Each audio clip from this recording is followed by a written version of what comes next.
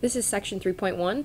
We're going to be dealing with functions. We're going to determine the domain and range of a function, both algebraically, from a table, looking at a map, lots of different ways that we can represent functions. So I first want to define what a function is. So here I've got two mappings. One represents a function, one represents something that would not be a function.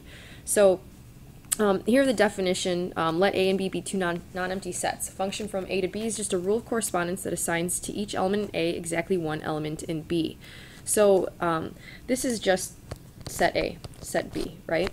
You've got different elements in set A. They're called the inputs or the domain. And in B, this represents your outputs or your range. Now, this is a function because each element in A, for example E and G here, each have exactly one element that they're assigned to in B, right? This is the notation that's really important here, the phrase here. Each element in A assigns exactly one element in B. So there's a couple of reasons why in the second mapping here, this does not represent a function. One, we need G to have some kind of mapping, or it needs to have a rule of correspondence to go from here to the range. So this is not a function for that reason specifically, but also E here is assigned two different values, S and T. So this is why, for two different reasons, this would not be a function. So this is a pretty, abstract idea about what a function is and what a function isn't. So I'm going to use something that's a little bit more tangible, hopefully, to help you explain and understand what a function is and what it should look like. Okay, I would like you to meet Tank and Walt. These are my puppies. They're the ones that make a lot of noise in the videos. They're going to help me to explain what a function is and what a function is not. So when we are dealing with functions, I want you to think of a birthday, or just call it the birthday function. So Tank and Walt are the inputs of my birthday function. Now, their birthday dates would be the outputs. So Tank's birthday, I know, is March 28th, but I made up Walt's as April 28th because he's adopted. So I don't really know when he was born, but you can tell here that each input has exactly one output, right? It's every element in this set here is assigned exactly one element over here in the other set. So this would represent a function.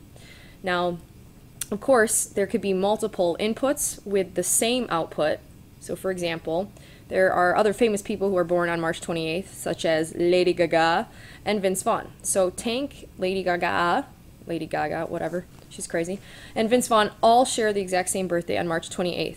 So this still represents a function. You can have multiple inputs with the same exact output.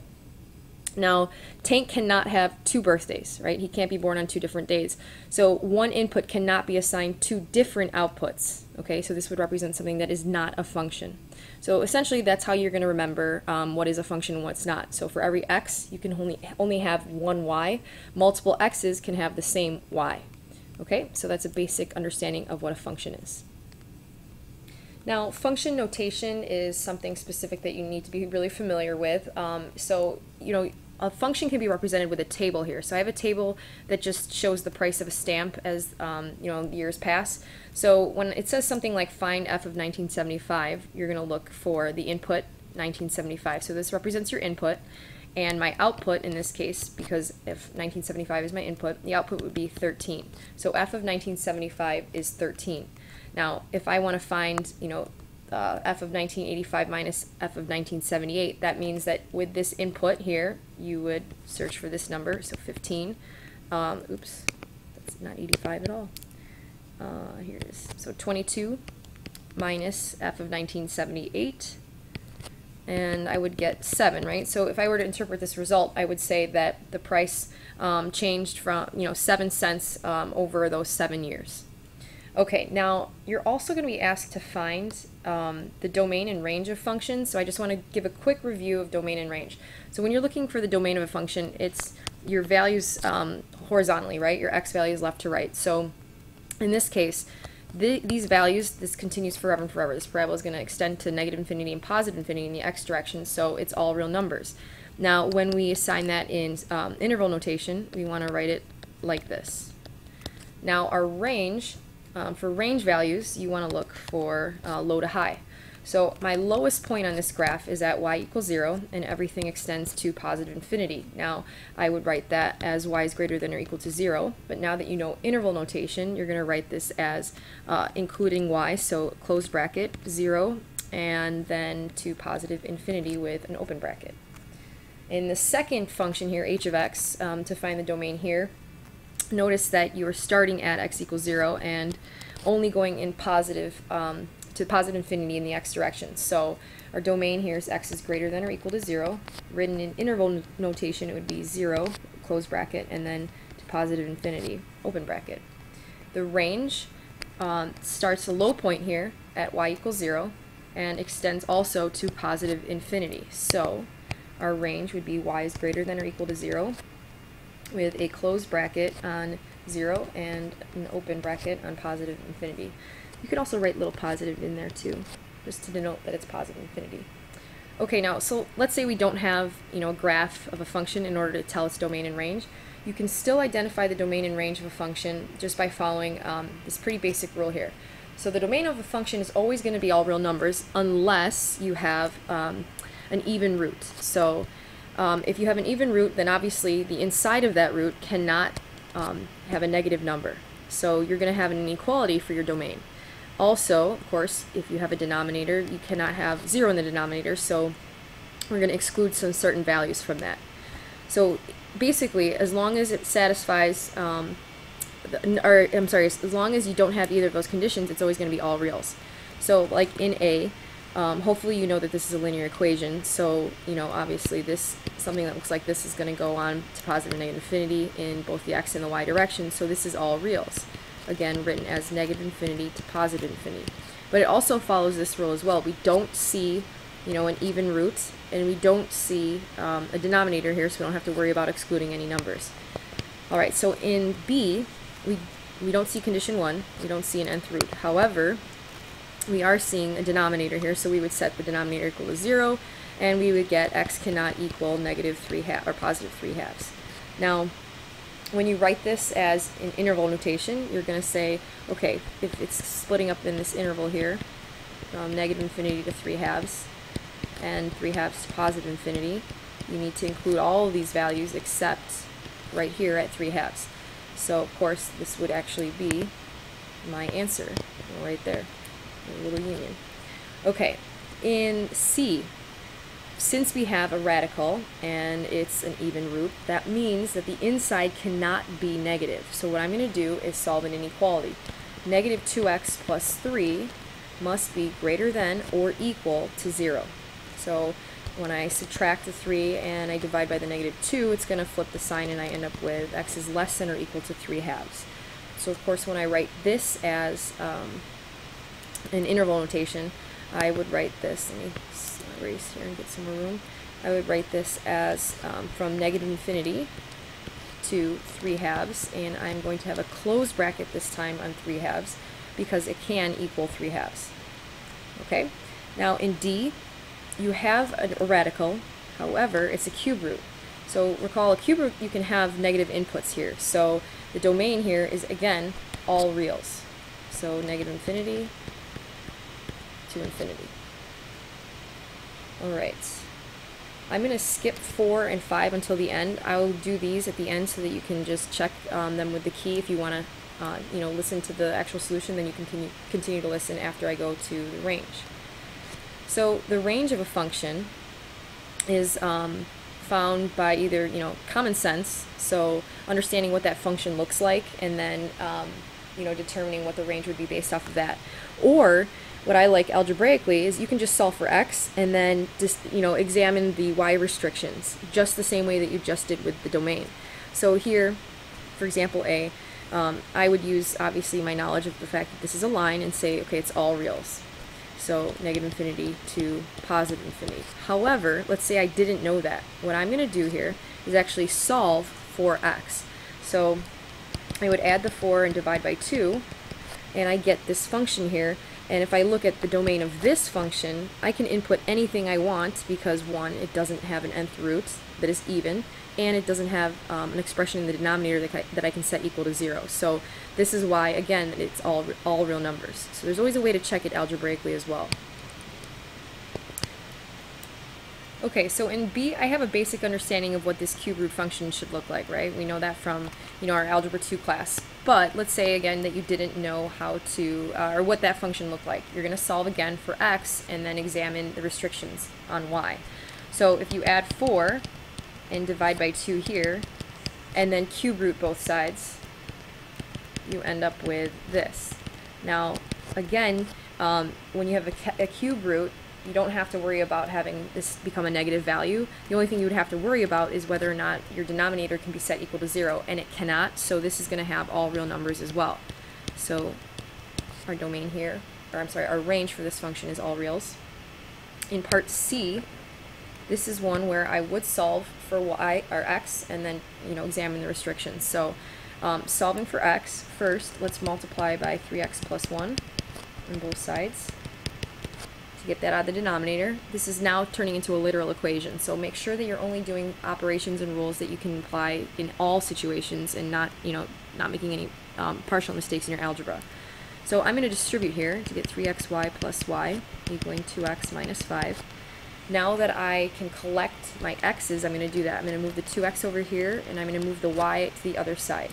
Okay, so I have 3xy minus 2x equaling negative y minus 5. I'm going to now factor out this x term. So I have 3y minus 2 equaling negative y minus 5. Divide out your 3y minus 2, and I'm going to factor out that y on the other side as well, or the negative here as well, and I end up with this. Now, looking at this function here, if I were to examine the restrictions on y using the same rules that I did when we talked about the domain before, then the only thing you have to worry about here is the fact that the denominator here cannot be set equal to 0. So we're going to figure out that when y is equal to 2/3, this is not in the range of that function. So if I were again to put this on a number line, this is the only number that's not allowed in the range. So we're going to include only negative infinity up to 2/3 and from 2/3 to positive infinity.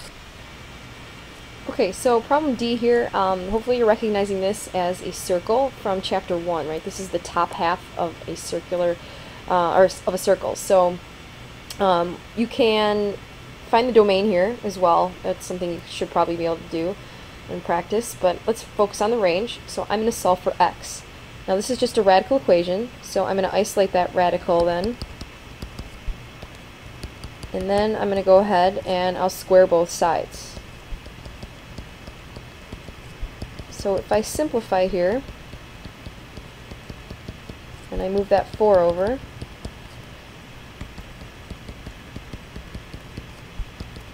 I'm going to isolate the x now by dividing by -1 and square rooting.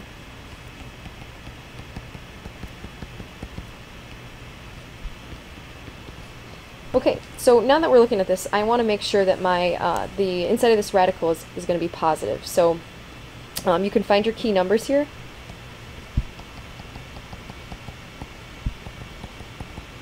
Which are going to be -5 and -1, and you can test your regions here using this expression. Now think of it graphically too, if you want to just take a shortcut here. If this is a downward facing parabola, actually it's pretty inaccurate, but so roots at -5, -1, then the only time when this function is positive is between -5 and -1, right? In the interval between -5 and -1. Sorry, I should actually have set to equal 0 as well. So it should be, the inside of this should be positive or equal to 0, which is why I do have the closed brackets here. Now, the only issue with this is you have to be really careful about what you have stated as your range. So we said that from -5 to -1, this is within our range of this function, our original function. So let's take a look at that original function. Remember our domain here for all the possible x values. Well, we need that in the inside of this radical to be greater than or equal to 0, right? That needs to be positive or 0. So after taking the square root of this number is never going to be less than 0. So in other words, our lowest possible value here is going to be 0, right? Making our y value actually equal to -3. So even though from testing and finding our key numbers here and looking at the restrictions on y, this is actually not within the range. It is not possible for this function, our original function, to equal -5. The lowest possible value here in the range is -3. So again, and that reason is because this can't equal -2, right? That we can't get -2 from this value because we know that we're restricting the domain here to values that are greater than or equal to 0. So we're not going to get, after we take the square root of a positive, a -2. So this value here is impossible at -5. So therefore, my actual range is from -3 to -1. So this is a pretty tricky question, I think, because you have to be aware of that part here. All right, I'm going to go back. Oops, I'm going to go back now, and you can stop the video if you understand how to do 4 and 5, but I will do these kind of quickly, hopefully. All right, 4a is going to be all reals for the domain. These are the domain questions from before. So -infinity to +infinity. In letter B here, we just have to make sure that this is not equal to 0. So we factor and find our restrictions on x. In C, I'm not going to go through all that trouble because you can check the key. But in C, make sure that this is now greater than or equal to 0, right? So you're going to have to factor again, find your key numbers, and then test within the region that's greater than or equal to 0. Or you can also think of it graphically too, because this is going to have two reals wherever they're at. Think about where they're going to be greater than or equal to 0, obviously, in these two portions of your graph.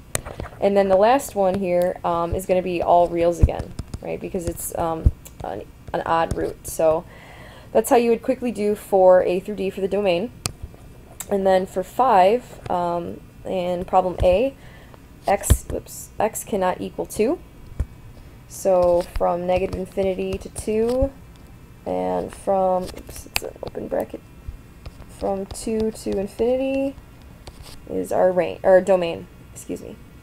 In B, this is a radical, and we also have restriction in the denominator. So we need to make sure that x plus 1 over x minus 2 is greater than or equal to 0. So this time we do want to test our key numbers. So we have two key numbers at -1 and 2. And we'll test in this region from -infinity to -1, and from -1 to 2, and from 2 to +infinity. Alright, so if we pick a test point within here, let's say it's at, I don't know, -3. Our numerator here is going to be negative. Our denominator will also be negative, so we overall have a positive here. Okay, the next interval, if I, let's say, pick 0, then my numerator, 0 plus 1 is positive, 0 minus 2 is negative, so this interval here is negative overall.